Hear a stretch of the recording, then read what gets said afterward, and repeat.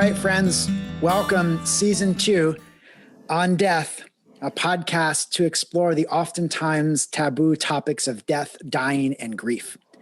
We offer people a place to gather and listen to others around their experience with death and dying. We aim to encourage and support a healthy relationship with death and to move from a fear-based culture of death to a community focused on living life more fully alive and in love. And like always, I'm joined with my co-host, Tom, and Tom is going to introduce our beautiful guest for today. Go ahead, Tom. Hey, thanks, Matthew. So today we are talking with Allie Olson. She is an artist who's currently undergoing breast cancer treatment. And during the beginning of COVID, she began to produce this amazing kids show called Allieville out of her apartment in Brooklyn. And she also began teaching private lessons to kids in groups with art via Zoom, and it's something that had never occurred to her before that she could do this. So realizing that she had this talent for connecting with kids through a screen, she continued to make Allieville episodes until the pain of the treatment became unbearable and she had to stop. So she put a pause on the show and is now focused on chemo, healing, and educating others about breast cancer. And she has, I'll let her say this, but she says that she's felt so lucky to choose her path that she's on right now and to make her own decisions. So with that, Allie, welcome to the show. Yay! I always do this at the beginning of every show, and I'm Allie, and you're in Allieville. Welcome to Allieville. I'm so grateful to be here. Thank you so much for asking me to be a part of this. I'm really happy to be here with both of you, just in conversation and in presence. And I look forward to the conversations we'll have. And yeah, just touching base on what you said, I had a corporate job 7 or 8, 9 years ago and quit that corporate job to really focus on art. And it was something I never regretted. And the feeling of being able to do what I do every day and really live life fully in the way that I choose to, I think has been what has made this experience a lot less scary. And let's get right into it.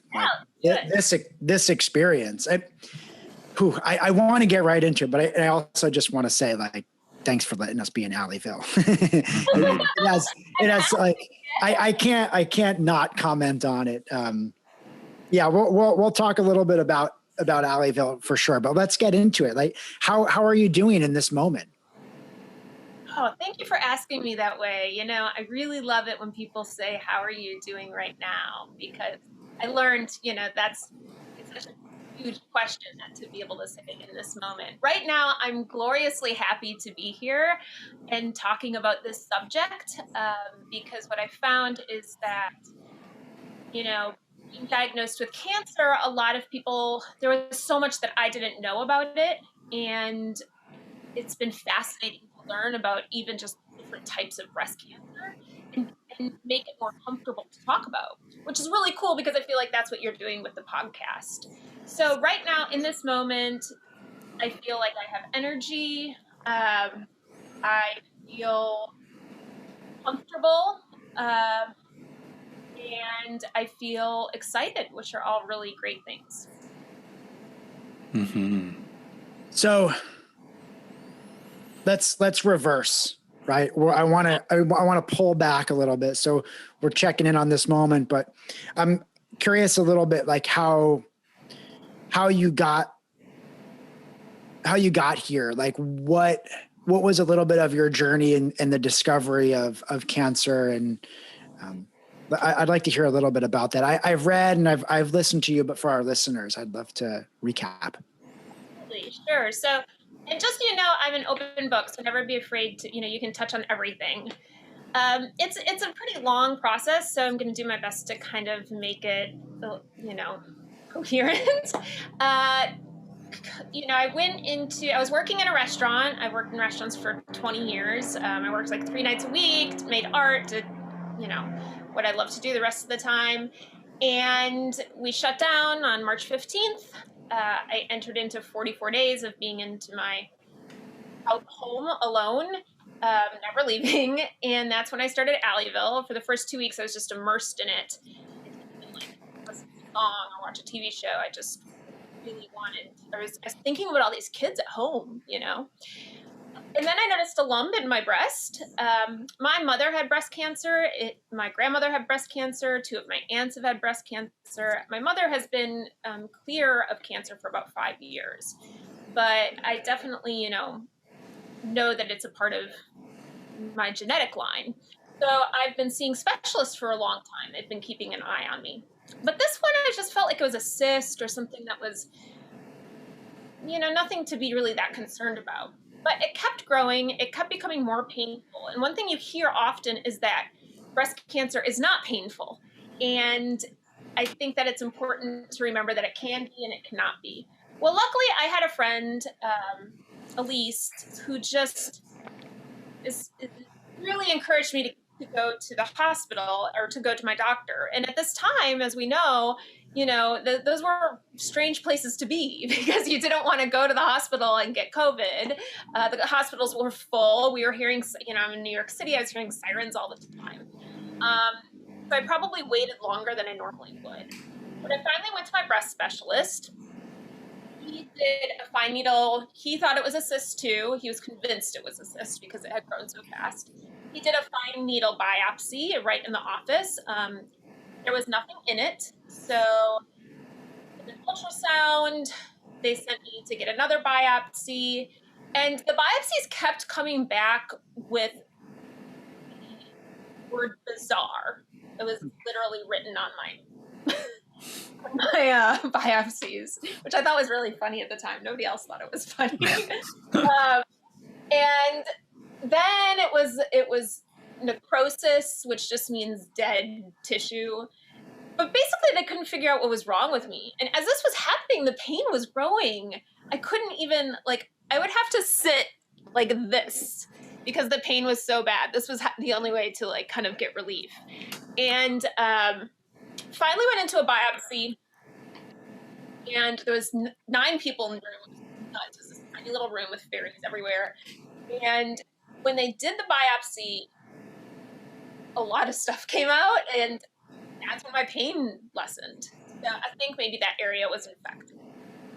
Well, that came back sort of inconclusive. It came back benign. But my breast surgeon, who's really great, she's one of the top in the country, she was like, let's just get this out of you.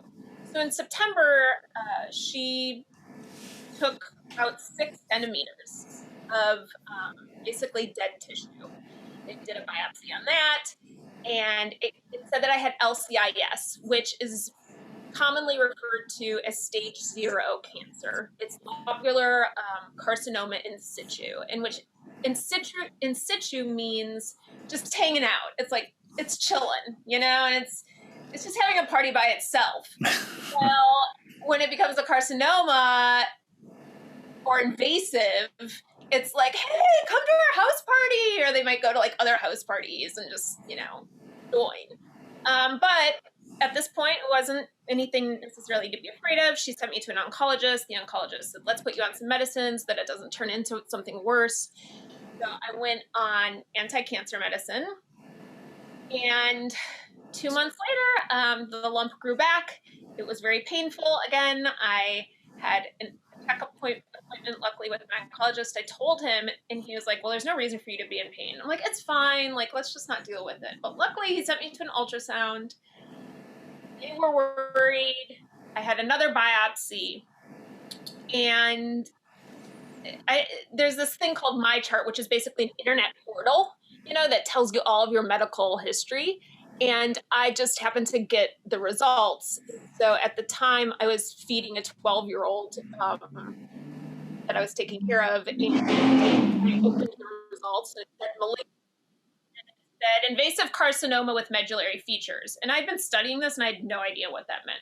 So nobody actually told me I had cancer. Nobody ever said you have cancer. I just learned it from the internet. And then I called my doctor, and she told me that it was a triple negative breast cancer, which is more aggressive, much more rare. My cancer specifically is about 1% to 3% of people. And she sent me to the oncologist, and we made a plan. So I'm doing 16 sessions of chemo to shrink the tumor. And then after that, we'll decide which surgery will be best and if I need more treatment. I was tested genetically because this type of cancer is very commonly genetic. I was tested for 85 genetic predispositions and had none. Whew. So they were very surprised by that. Wow. So it's not genetic. We don't know what caused it. So I can only do my own research for what caused it. Yeah, does that answer your question? Yeah, I'm curious from day one of saying like this something's not right in my body to looking at the my chart. How long was that? Yeah, so it was May to February, diagnosed February 28th. So May, June, July, August, September, October, November, December, January. So about 9 months. 9 months. So it's like, I just think of those 9 months as like 9 months of, uncertainty. Definitely. And I really thought it was a phylloides tumor, which was benign. I tried to educate myself as much as possible. When I read it, I immediately cried, but then I just wasn't, I don't know. After that, I just didn't cry. I just felt so fine. I've had a very interesting experience with the cancer diagnosis, but Yeah. it was more just that it was unending. So I could never move on with my life because I was either in pain or I thought that it was over and it wasn't over. It was never over. So I think it disrupted my life a lot. And then all of a sudden everybody was able to enjoy, the outdoors again and being in groups again and kind of coming out of quarantine COVID life, even though, it's not over. And then here I was kind of like, all right, I have to still stay inside and still not see people. My immune system, that was hard for me. Yeah. There's this, that's really striking to me how you describe it as being this, it was like you cried once and then you were fine with it.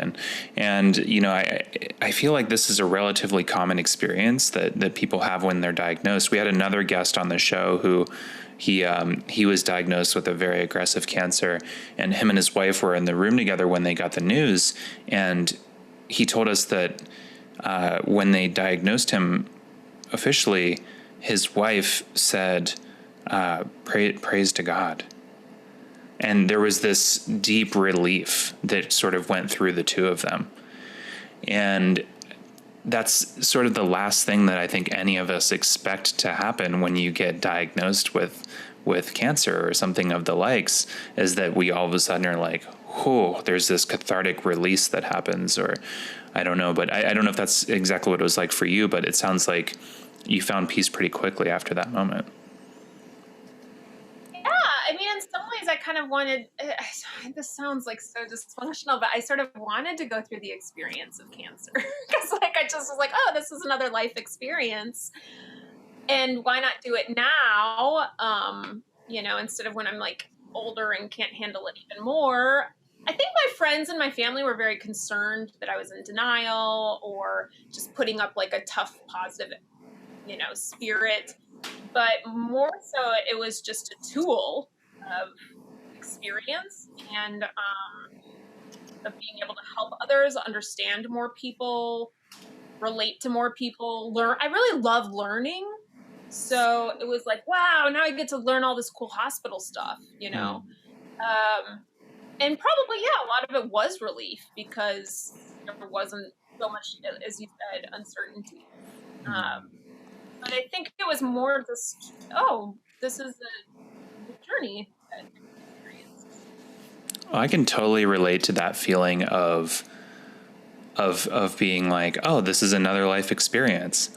And I feel that's your hesitation around representing that as to like what people might draw conclusions from around that or whatever. But I feel you on that. And I think, it's such a reflection on how much fear plays into how we're reacting to situations where like with the knowledge you have of the diagnosis, there's this solidifying of what it actually is. And then from that, progress and unfolding happens, versus people who are maybe looking in from the outside, they're dealing with their own fear around what it would mean for them if they got that diagnosis. And they're looking at you and they're like, well, something must be wrong with Allie because she's not freaking out the way that I would freak out. Yes. Oh yeah, I've definitely gotten that. And it took me a long time to decide if I was going to go public with it too. I'm glad that you can relate to that. I appreciate you telling me that. And yeah, I think I've been through just a lot in my life. So this is not me. And I had just gone through quarantine alone and, so I had practice and, I don't know, it just definitely wasn't the hardest thing I've been through. It's uncomfortable. And also because I just wasn't really scared. I think it could be different if a doctor was like, you have 2 weeks to live. Mm. But I feel like I've lived a lot of life, like 7 lifetimes. So much life. So I had to have a therapy. I was like, is there something wrong with me? And no, I think I just had gone through a lot. I had a lot of tools and skills. I say that I'm grateful that it's me and not somebody else, because 1 in 8 women will get breast cancer. Because I just think I have the disposition in the most. But when I decided to go public, I knew that and what I mean by public is I like having a personality on social media. But I knew it would take a lot of energy out of me. And I didn't really know what to do with the show. But I'm glad that I decided to do it. And the way that I did it is I made up this musical, like this really funny musical, that was just like, I've got cancer, and just released it to the world. And I was like, I'm going to do this on my terms. And that's it's been really fun. I always was like, if I get a terminal illness, I'm just going to make up lots of funny songs and dance. And that's what I've tried. Yeah. That's on your terms. I think that is such a beautiful way to talk about this. And what I hear you saying is when you were telling certain people, maybe friends or your family, they were like, oh, you gotta be scared, or aren't you, they fill in all of the blanks. And what I see a lot of the times is when people are doing that, it's because they are now reflecting on how they would maybe act if they got that news. They're thinking about their own immortality. They're thinking about, oh, I could get that too. And then there's that fear that maybe there's the death denial or the not me sort of thing, or people are getting, fill in the blank. So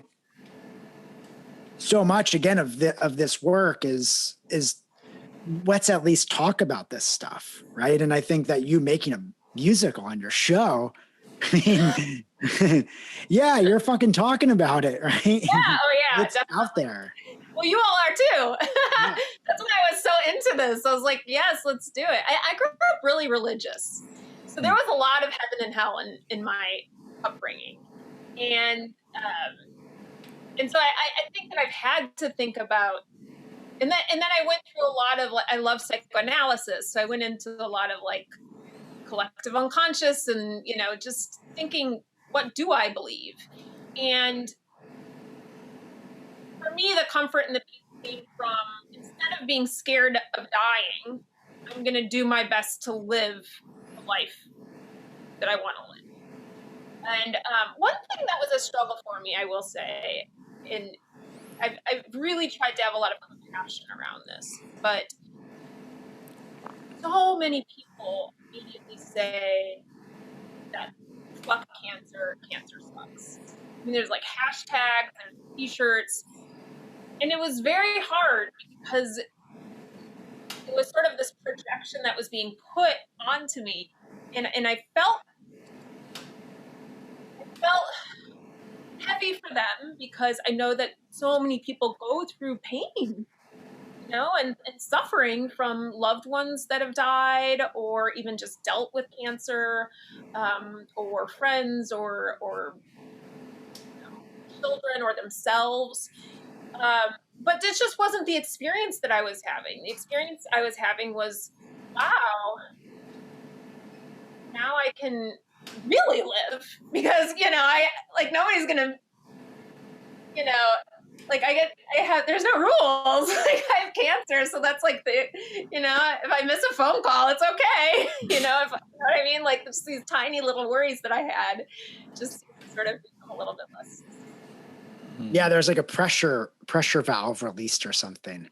Yeah, and I really got to like kind of, whereas I might have been hesitant to make, a musical about death before, now I felt like I had permission to do it. Yeah. What you're saying too reminds me of what our beloved teacher Ram Dass used to say. I had a Skype session with him many years ago, and he, towards the end of our session, he looked at me, he says, "I love you." And I was like, ooh, for a moment, oh, I felt so special, right? Ooh, he loves me, right? And then he says, like, "I love the tree. I love the ocean." And then he goes, "I love my stroke. I love my wheelchair." And I was like, whoa. Because for a moment, it's like, oh, he loves me. He loves the tree. And then he loves the stroke. He loves his wheelchair. He loves his pain. He loves his suffering. And I have shared that story before and had other people react very similar. They're like, someone in my life had a stroke, fuck strokes, and I also get that. There's the anger there. The stroke took grandma or grandpa or whomever, or took something from you, and we're still grieving that and processing that. So there's that, which I understand too. But to hear you say that is, wow. I mean, it's really beautiful to hear that, to like, well, fuck cancer. And it's like, whoa, part of cancer, let me be, it sounds like you're saying is like, let me be a little bit more free. Oh, yeah, absolutely. I mean, I'm learning. I help others. I have had a whole exploration of who, myself as a woman, or, I think also humor has played a big part. I don't know if you're familiar with Man's Search for Meaning, Viktor Frankl's book, but he's a Holocaust survivor. It's one of my favorite books. And he always talks about how there's meaning in suffering. And I've always just been blown away by his courage. And one of the things he says is that, even in the darkest of times, there's always even a glimpse or a glimmer or a tiny bit of humor. So I wanted to bring humor. But there has been guilt, because not all people who have cancer or who are going through this, and I do like to repeat that, like, I'm not stage 4, I'm not, I haven't been given a death date, but there's a lot of people who don't react this way. And I just never really been a complainer. I don't know if that's it, or if it's fun. Like, this has just been fun. I mean, also am really lucky. I'm unemployed. I mean, I can't imagine. I don't know how our country allows people on chemotherapy to work unless they want to, of course. Or like, I don't have children, so there's a lot of things that I have to be grateful for. And I just focus on that. I focus on just, I have a gratitude list I make every day. I'm just really, really, really grateful. Mm-hmm. And in our conversation yesterday, you mentioned that actually since your diagnosis, a lot of opportunities have sort of come out of it too. Yeah, oh man, so I think I've always been a highly energetic person. I've loved, everyone was like, I don't know how you have so much energy. Like the nurses even tell me that. I'm like, what are you talking about? I have no energy. And it's true. That's what's been, I think, physically definitely the hardest part for me. I can't work out. I get tired just like doing dishes. Making art is just hard. Like just a lot of things that were just easy for me to do. Long days. I would go to every borough, in a day, and now it's like going to the post office is a big deal. But what's cool, yes, is that by sharing my story publicly, there has people. This is something that I want to actually just make sure that I also share is that the reason cancer has been a gift for me is because I think I was always prior to having cancer, I was looking to do this. I felt like I had to do kind of a grandiose thing in order to leave a legacy. I don't have children. I felt like I needed to, like, I don't know if it was fame or, leave behind something, right? In order to have made a difference on this earth. But once I got cancer, it was everyone I had ever known in my life. And I've moved a lot. I've gone to a lot of schools. I've lived in a lot of different cities. They all came out and they were like, we love you. And this is why. And it was incredible. That feeling, my heart just exploded. And it was like, wow, you know what? I've actually feel like I've made some sort of impact in this world.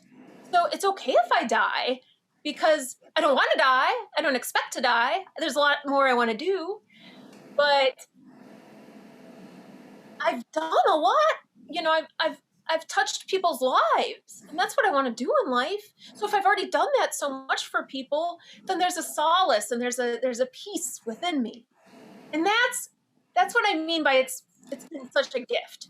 But yes, Tom, going back to what you're saying, the hard part is that I like every day somebody's asking me to do something new, and I have to be very careful with what I say yes to. And I have been saying yes to way too much. And in the last couple of weeks, my body has just been taking a hit. And so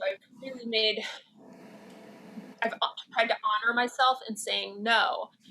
But when all of a sudden your life starts getting bigger and bigger, I want to seize that opportunity and allow it to get bigger and bigger, and it's kind of a joke. It's like it's getting bigger and bigger, but all of a sudden I have the least amount of energy I've ever had.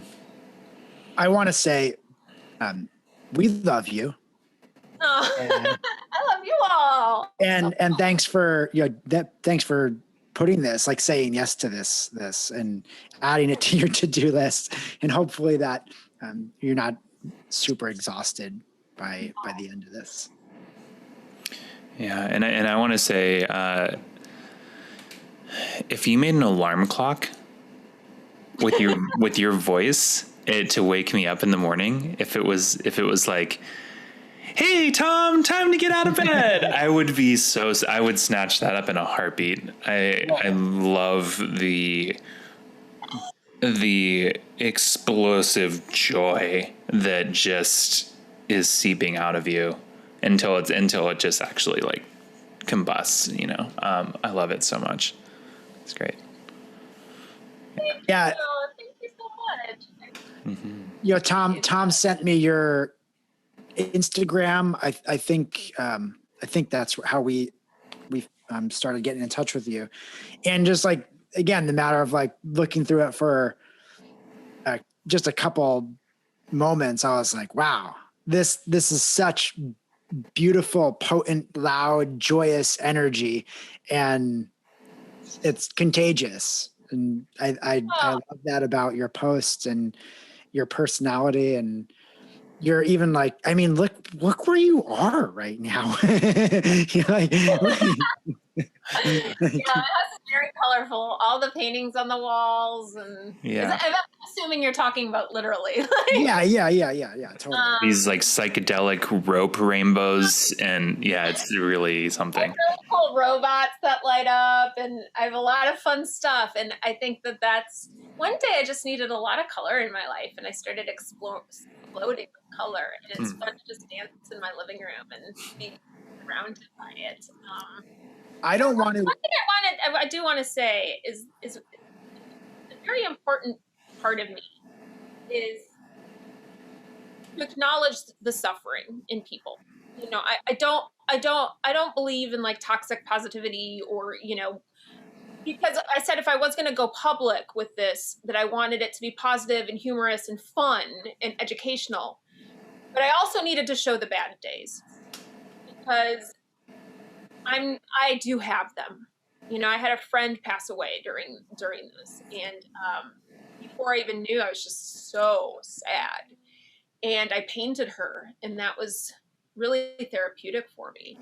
But that was a bad day, you know. And I see girls, women younger than me, die a lot, like on the internet. And so it's not that I'm constantly, you know, this ball of joy and happiness. I just want to make sure that people know that it is hard, so that when they see other people going through it, they understand that it's a very difficult thing. Does that make sense? Yeah, and thanks for clarifying. I don't think that anyone here is thinking that Allie in Allieville is toxic positivity at all. Okay. No. Acknowledge the suffering, illuminate the joy. And I would say, you know, I can't take away the pain, but I can multiply the joy. So that's what I focus on. And it's on your terms, like you said earlier. You know, if someone else was telling Allie that, oh, you just need to be positive. Oh, you need to, you know, be. Then we could say, well, whoa, pump the brakes, okay? I had a shit day. You know, I'm going through really aggressive chemotherapy. I don't feel well today. I'm sad. But like that's on your terms. It's I you know that term is getting thrown out a bit. And again, thanks for bringing it up. But I want to pause for a sec. What's your friend's name? Twigs. Say that again. Twiggy. Hannah was her name, but and I was wearing her. She had made me a tie-dye dress. I was wearing it when I found out that she was in a coma, and a little younger than me, and I had a Friday night. I was just sobbing and just so sad, and it was the wildest thing. Actually, I was thinking about a group of coworkers who were related. They're brothers, the Collado brothers, and I can remember walking through my hall and thinking, oh, I just need to hear from the Collado brothers right now, because they would say something really simple, but very wise. And these were young kids that I had managed, but who I just adored. And all of a sudden I got a picture. I'm not joking. This is bizarre. An hour later, I got a picture of Romer, one of the Collado brothers, in LA at my friend's house. And they called me, and he's like, it's going to be fine, Allie. I heard about what's going on. You're going to be okay. And I was just like, what? And then I heard about Twigs, and I was wearing her dress, and I was just like, oh my gosh, like, was I just feeling her? But I will never forget that moment. it was just so precise. And it happens to live in LA like half the year. I never knew that. And that was the first time he had ever visited my friend. And painting Twiggy was really, I haven't finished it yet, but she was a very special person, and I couldn't be there for the ceremony because it was in Kentucky. But she stood out no matter where she was. She was a beautiful person who did live her life in an artful way, who had a loving heart, who I wish was still with us. But I'm so grateful to have known.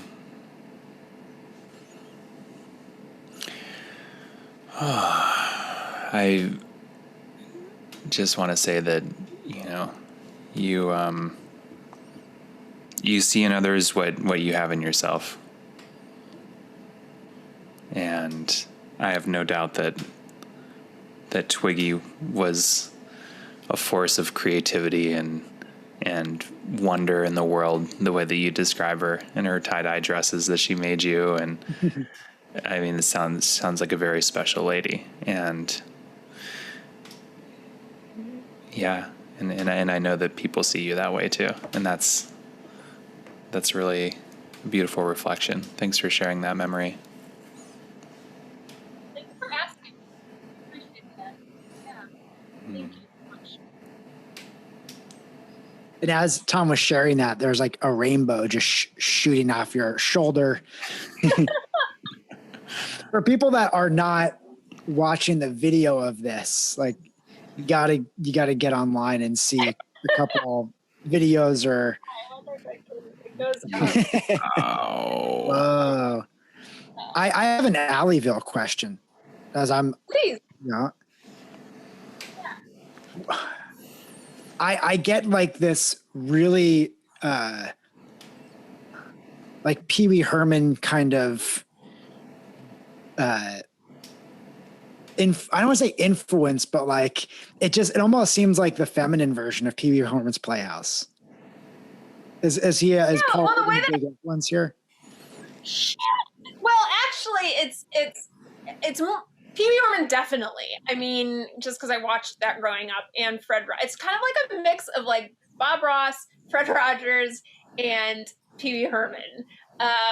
And what the reason Allieville was created is because it didn't happen for 3 years ago. Somebody told me that I should be like the next Mr. Rogers. And I was like, well, first of all, that's a lot of responsibility that I don't need. I also thought that nobody would ever date me again. I was like, I'm going to lose all my sexual. I just was convinced that I would lose like any sexual identity that I had. It was so weird. But more so, I was just like, I love kids. I love interacting with them, but and I love being playful. But I don't have a degree in it. But I followed it. See if anyone would do it. And there was one person who did something a little bit similar, but not quite the same. His name's Blippi. And after a while, I just kept seeing everything was animated. And animated can teach you things, but there wasn't a human. There wasn't a human connecting with kids. And I just felt like they needed that. And so finally, I was just like, all right, I threw my hands up and I was like, I'm going to do it. And Wayne White is a amazing artist. He worked on the set of Pee Wee's Playhouse. And I've read a lot of biographies, autobiographies of all of them. I've tried not to watch too much because I didn't want to be too influenced. But and then all of a sudden, the quarantine really just gave me the push to do it. And at first I had a really big team, and then all of a sudden it was just me. And I had never used a DSLR before. I had never used a lights before. I had never used editing. I mean, it was just like all new. But the way that the kids reacted was so rewarding. It was the most meaningful because kids they would do the dance and the songs, and they would, they know all the characters, and I don't know what path this is going to take me. This is Walta, my robot. I don't know. And this is Mr. Loopy Head, who's a little sick right now. He lost a couple of his Oh pedals. no. This is the big book of thank yous, and I don't know what's going to happen. I'm one of those people where it's like I really want to go back to making Allieville and maybe get a little help with that. That would be great. It's just too much work for me right now. But maybe something else will happen. But I do feel like kids are awesome and they deserve to be seen and heard, and their art is incredible. And they need emotional tools that they're just not necessarily getting right now. But yes, Pee Herman for sure. Where, just so our listeners can know if anyone has kids, even if you don't have kids, watch. But where can they find it? So please, it's on YouTube. It's Allieville, Allieville. I would love for you to subscribe. There's episodes that are a minute long. There's episodes that are 30 minutes long, and a lot of them have storylines, and some of them are just me dressing up and being another character. But basically, we just have a lot of fun, and there's meaning behind it. But we use, I have puppets, I have art, and I have, hopefully, I'm just helping kids express themselves in a healthy, because it took me till my 30s to learn all these tools. What if we gave kids the ability to learn them when they were young? How cool is that? Yeah, I love it. Yeah. And I think like one thing that I love so much about this show is that we give people an opportunity to ask for help where they need it. And so really specifically, if anybody's listening to this that is really touched by your story and wants, or isn't touched, but also just wants to help anyway, is there, what do you specifically, what would help you bring Allieville back and sustain it? Well, absolutely. Thank you for asking that. I appreciate that. I do have a GoFundMe campaign, which is helping me pay for my rent, for my bills, and release the financial stress. I had financial stress a lot because I was on unemployment. Now I'm not going to be on unemployment. And my two jobs that I had were nannying and restaurants. And I know it seems like I have a lot of energy now, but this is my one big thing for the week. So there's a GoFundMe. Yeah, it's Help Allie Conquer Cancer. You can, I'd love for a donation to that. Anything that I have in excess will definitely go towards hiring. I mean, just having someone help me move the lights around and the camera, or hold the puppet, because even just holding the puppet and then having to do the voiceover later, if I could just do the voice while the puppet's moving would be great. But you'll also be feeding me. I don't have an oven. I have most of my food delivered. And you'll be allowing me to heal, really. So financially, that's a great way to support me. Following Allieville is a great way to support me. I have an Etsy store. It's called Allieville Fun Time, where I make really gratitude journals and art and non-toxic candles and lots of fun stuff. And then also just going to Allie Olson Art or Allieville, but Allieville's kind of paused right now on Instagram. But if you go to Allie Olson Art, it's where I'm sharing my cancer story. It's also where you can find the GoFundMe link, and really just watching the videos or sending a comment or passing them along to anyone who's going through cancer or just wants to learn, and just sharing how you can prevent this, and also how you can smile through this, so if anyone who needs a community or just needs a little touch of whimsy in their day, I would love to have a follow on there. Yeah, that'd be great. Thank you so much for asking that. I really appreciate it. Mm-hmm. Mm-hmm. So GoFundMe, definitely get to the GoFundMe, and I'll comment if you're like, well, I don't have that much to give. Even if you donate $5 or $10, whatever it is, or whatever the minimum is, I was on the receiving end of a GoFundMe, and I can't tell you, every time a donation came in, I was so incredibly touched.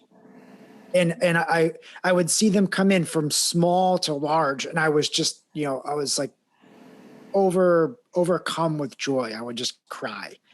And really, truly, because as a giver of these things, we either think it's not enough, or it's like, okay, done. And then that's the last time you usually think about it. But each one of people's donations, and multiple people that I've talked to that were on the receiving end of GoFundMe's are just overwhelmed with support. It's a really incredible way to support people. So if you're on the fence with that stuff, please do it.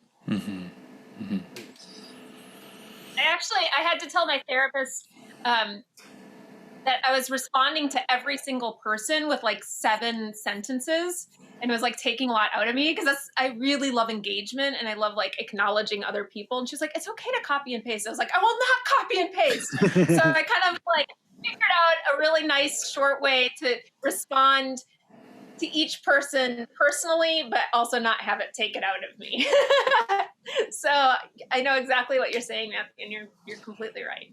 And Allie, for that one person you might have missed, if that person's listening, Allie still appreciates your support. That stuff sometimes, if someone didn't get a response, it's not because your donation. Oh my gosh, please forgive me if you didn't get a response from me. And I'm giving you one now. I love you. I'm grateful for you. Mwah. That was just for you. Yeah, that was just for the one person who Allie forgot. Not copy pasted.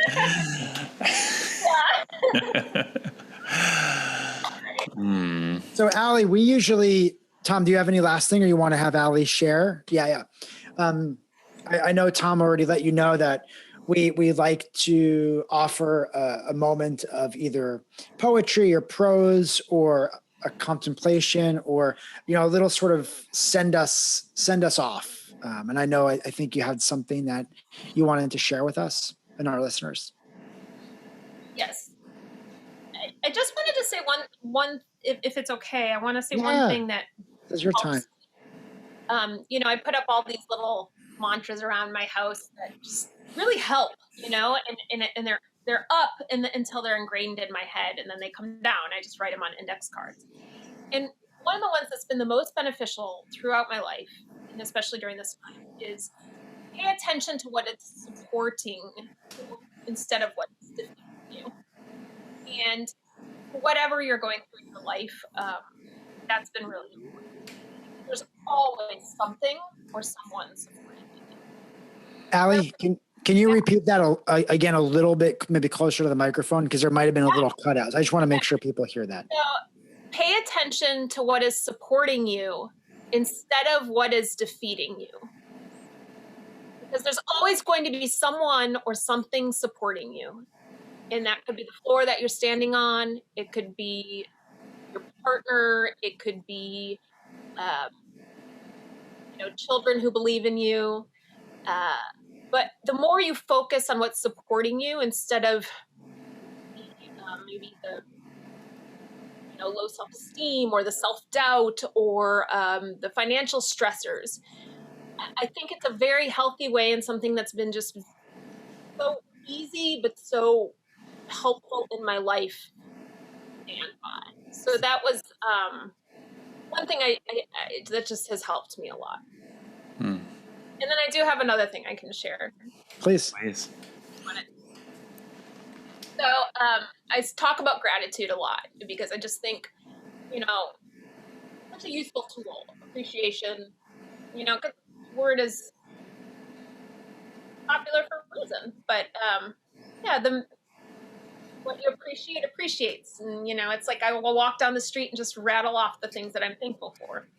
And in the kids show, we always end it with the big book of thank yous, where we write 3 things that we're thankful for. But what I'm going to read to you is by Oliver Sacks. It's called Gratitude, and it's just a small group of essays that he wrote late in his life. He died when he was 82. He was a neurologist who also wrote a lot, and beautiful human being, just a really wonderful human being. So this, I think, is really lovely. There will be no one like us when we are gone. But then there is no one like anyone else ever. When people die, they cannot be replaced. They leave holes that cannot be filled, for it is the fate, the genetic and neural fate of every human being to be a unique individual, to find his own path, to live his own life, to die his own death. I cannot pretend I am without fear, but my predominant feeling is one of gratitude. I have loved and been loved. I have been given much, and I have given something in return. I have read and traveled and thought and written. I've had an intercourse with the world, the special intercourse of writers and readers. Above all, I've been a sentient being, a thinking animal on this beautiful planet. And that in itself has been an enormous privilege and adventure. That's by Oliver Sacks, and it comes from the essay, which I believe is also the title of his book, My Own Life. Allie, thank you. We're grateful for you. We're grateful for Allieville. We're grateful for your uniqueness and your outward joy, your expression. We're grateful for everyone contributing to your GoFundMe. We're grateful for all of the healthcare workers supporting you, your friends and your family. We're grateful for everyone who delivers your food, who delivers your packages. We're grateful for the animals in our lives that are supporting us during these times. And really, really grateful for the conversation and appreciate your time. Grateful for your time. Thank you so much for being here with us. Yeah. Yeah. What a that was a great writing in the big book of thank yous. Thank you. Thank you, Matthew, for covering all the bases there. And thank you, Allie, so much for bringing yourself and Allieville onto the podcast. It's been such a pleasure. So happy that we got a chance to connect here. Well, it's been my pleasure. I'm just so grateful. This has been a delight. I love what you're doing. Thank you for talking about these things, for making it comfortable, for seeing people and hearing people and giving people a voice, and also just bringing it out into the open, you know? I just really appreciate your time. And you know, I'm grateful for your gratitude and also grateful for you. Thank you. Yeah. And we're going to do a bonus episode with Allie where she's going to run us through an exercise. And that's going to be a visual thing. So if you want to see that, you're going to have to check out our YouTube channel, which is brand new for season 2. And Allie's our first guest, and you're going to see a little bonus episode on there with a really awesome exercise she's got planned for us. So check that out on Death Podcast on YouTube. So I think that's it for now. Thank you so much. Thanks. I mean, we've said a lot of thank yous, but it doesn't hurt to have one more. Usually how it is at the end, we're all thanked out. It takes 30 minutes to end. Thank you everyone for listening. Season 2 bonus episode coming up. All right, bye for now.